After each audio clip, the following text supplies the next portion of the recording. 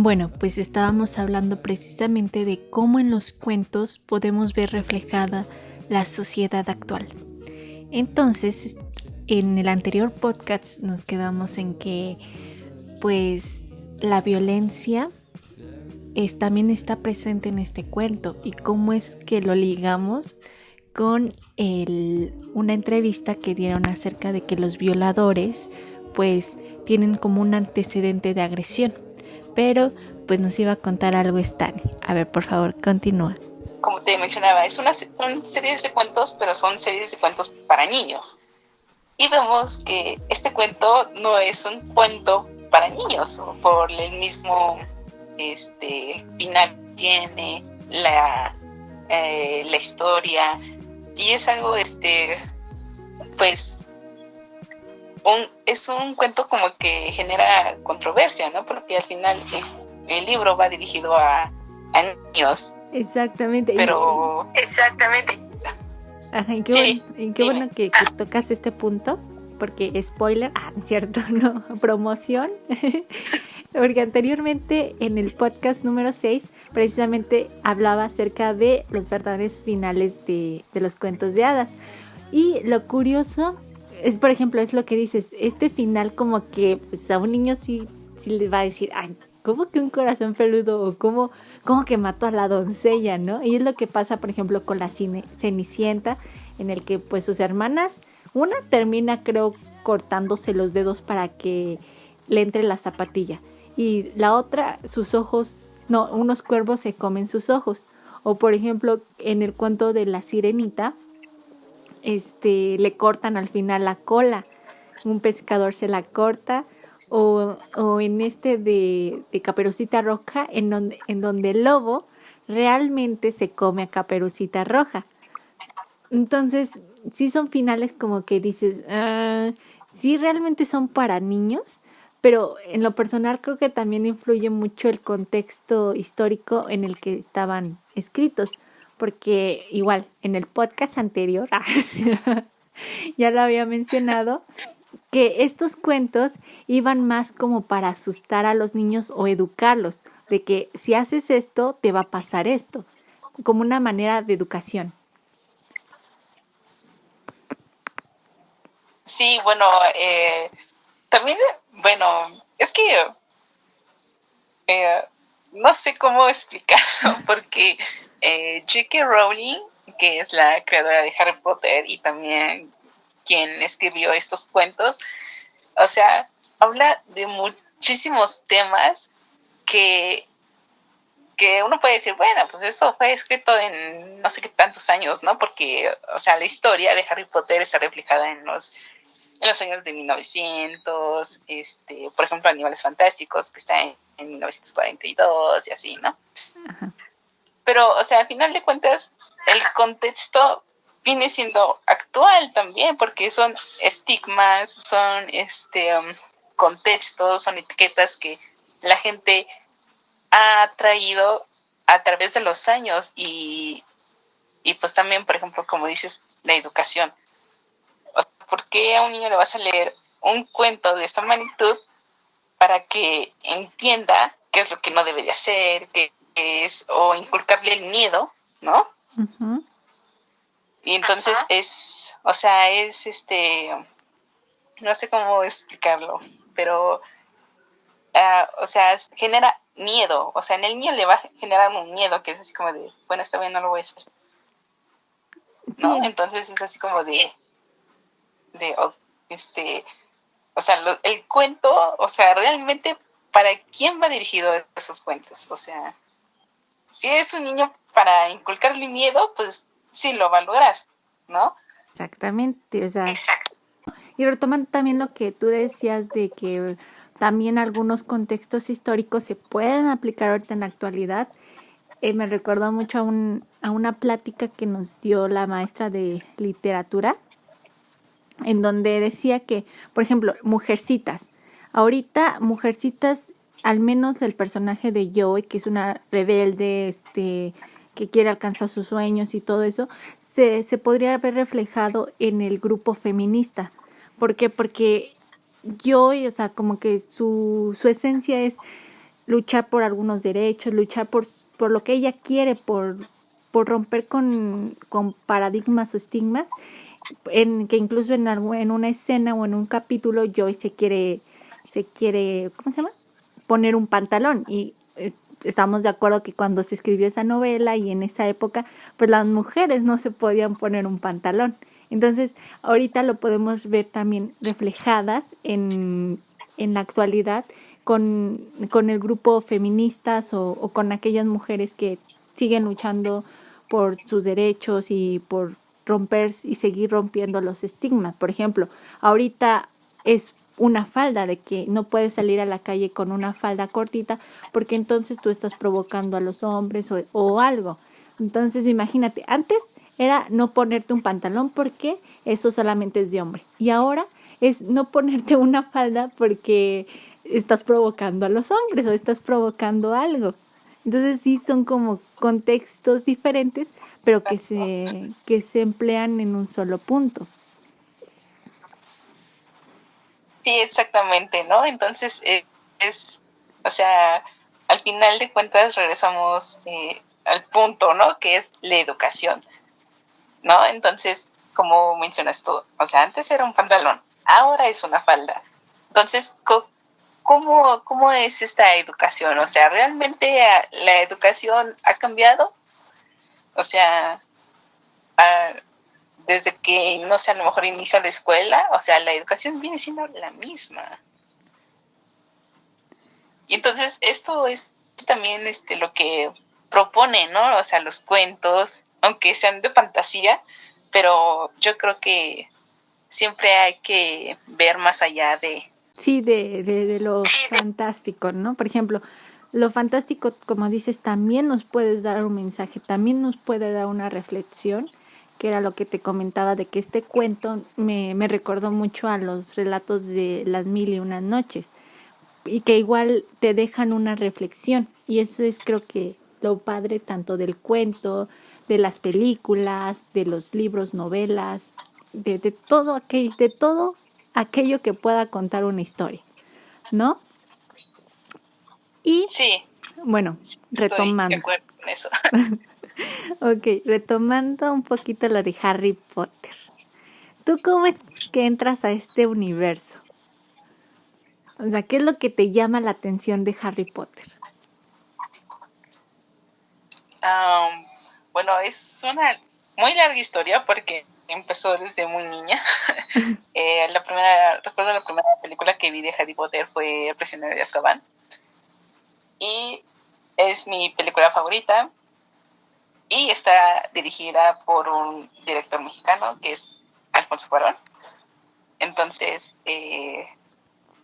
o sea, yo ahí ingresé en el mundo de Harry Potter. Pero, pues obviamente cuando la vi tenía como unos 9, 10 años y pues obviamente no entendía la historia, o sea, era algo que, o sea, más bien la saga es como que estricta en esa manera de que tienes que ir viendo una por una para que le entiendas a la historia, ¿no? Entonces, yo empecé a ver las películas y posteriormente empecé a conseguir los libros y me leí los libros y de hecho el primer libro que leí en mi vida fue Harry Potter. Entonces, yo agradezco esa parte de esta mujer, de J.K. Rowling, porque, o sea, me cambió la vida, me metió a un mundo muy, muy, muy mágico, ahora sí, y realmente me gusta mucho la historia, o sea, en cómo está contada, en las adversidades o retos que tiene que enfrentar Harry en cada libro, porque son distintas, ¿no? Digámosle así. Sí, sí son distintas aventuras, ¿no? Tú entraste al mundo de Harry Potter primero por las películas y ya después por los libros, y los libros te hicieron entrar como al mundo de la literatura, ¿no? Sí, exactamente. Así fue como pasó. Ok. Entonces, digamos, O sea, tú como fan de Harry Potter, fanática, porque te conozco y sé que eres una fanática súper fanática, en donde tú crees que las películas bueno, contribuyeron a la expansión de la historia o solamente se quedaron en adaptaciones cinematográficas. No, es una adaptación cinematográfica porque pues las películas están basadas en los libros, entonces por lo que tengan que ver la película viene en el libro.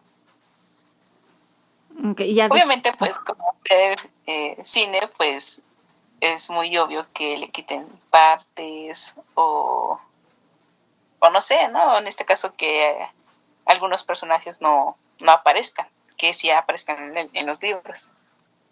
Y por ejemplo, tú bueno, en tu caso de que primero fue las películas y ya después los libros, bueno, tú ya viendo las películas, pues ya tienes como una imagen del personaje.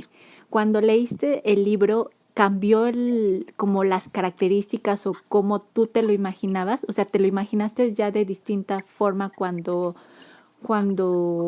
lees el libro? Sí, de hecho, los personajes de cómo, bueno, personajes en adaptación cinematográfica, personajes literarios, sí cambiaron mucho gracias a los libros, o sea, que los iba leyendo. O sea, sí te imaginabas diferente a Harry Potter, a Hermione, a Ron. Sí, es completamente diferente porque, por ejemplo, Hermione es de tez morena, ¿En no es serio? blanca. Sí, y de hecho Hermione tiene un problema dental. No recuerdo si usaba brackets o otro tipo de aparato en la cara, pero es distinto en cómo está plasmado en el libro a lo que se muestra en las películas. Oye, mira, ese es dato interesante, la verdad. Porque la verdad, yo solamente he visto las películas. No he leído los libros. Y ya sé que muchos me van a decir, ¿cómo, Isabela? ¿Cómo de que no has leído los libros? No puede ser. No. Tienes que leerlo. Pero ya, prometo que los voy a leer. Y posiblemente me quede enamorada también de ellos porque he escuchado a varios lectores que sí dicen, no, es que los libros de Harry Potter son otro mundo, como que te vuela la imaginación al más no poder, ¿no? Sí, sí, porque ahora sí que es o sea, en mi persona yo puedo decir que, o sea, es la mejor saga del mundo y, o sea, todo eso, ¿no? Pero pues también no es cuestión de cerrarse, ¿no? A otro tipo de sagas como El Señor de los Anillos, Percy Jackson, Jackson, no sé, ¿no? O sea, otro tipo de sagas. Sí, Pero, o sea, para mí Harry Potter es la mejor saga del mundo, claro. pero es lo padre de estos libros y películas que te muestran la realidad con un toque fantástico, ¿no? Sí, yo creo que es el plus, ¿no? De estas historias, que tienen algo diferente o sea, te aleja de la realidad, vaya. Y creo que los libros de J.K. Rowling sí están catalogados como fantasía, ¿no? En el género de la fantasía. Sí, Y por ejemplo, así es. hablando un poquito también de la escritora, ¿tú cómo viste esto cuando la noticia salió acerca de que la escritora era muy celosa con su historia? O sea, que cuando salió las películas y los fans empezaron a hacer fandom, de que empezaron a crear historias o contribuir con teorías acerca de Harry Potter, del mundo de Harry Potter, la escritora sí era muy celosa y decía, no, es que así no va, es que no, esto se está saliendo de control. Pues es que sí he visto algunas teorías, pero yo creo que a ver, trato de ordenar un poquito mi mente. Es que, o sea, recordemos que es el mundo de J.K. Rowling y ella, o sea, lo crea a su imagen y semejanza, ¿no? Y por ejemplo, hay unos igual potérnicos que mencionan que en ciertas partes de la historia de Harry Potter tienen incoherencias. Pero, o sea, yo creo que todas las historias, o al menos si partimos de una saga grande, ¿no? O si nos podemos a pensar en ese tipo de cositas pequeñas, pequeños detalles, yo creo que cualquier saga lo puede presentar. Lo que pasa aquí es de que Rowling, yo creo que no tuvo el tiempo necesario. ¿Por qué? Porque el primer libro de Harry Potter se publica en 1996 y en el 2000 empiezan a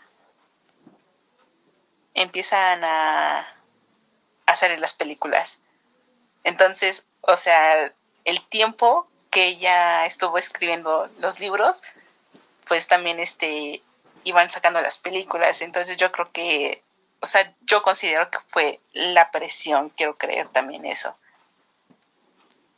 Sí, o sea, fue más la presión de que tenía también que escribir más historias, bueno, continuar la historia de Harry Potter, ¿no? Y creo que también esto se debe a que el mundo de Harry Potter no tuvo mayor expansión. Por ejemplo, creo que bueno, ahorita como lo que vemos, a lo que fue la gran expansión un poquito de Harry Potter fue Animales Fantásticos, que fue el spin-off. Sí, así es. De hecho,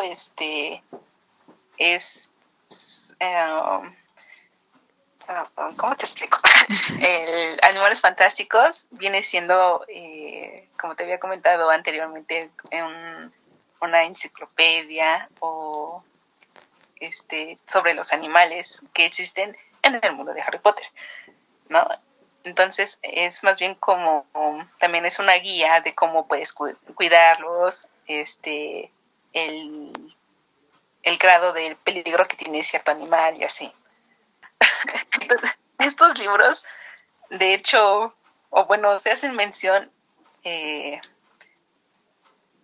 los libros de Harry Potter, porque, por ejemplo, cuando Harry tiene sus clases con Hagrid, entonces, pues Hagrid, o sea, le habla, ¿no? De cómo cuidar a los animales, qué tipo de animales es, para qué sirve y así, ¿no? Y entonces ahí sale o se menciona el libro de Animales Fantásticos y dónde encontrarlos. Entonces viene siendo como que otro libro aparte del mundo de Harry Potter, pero es un momento de una pausa. Regresamos.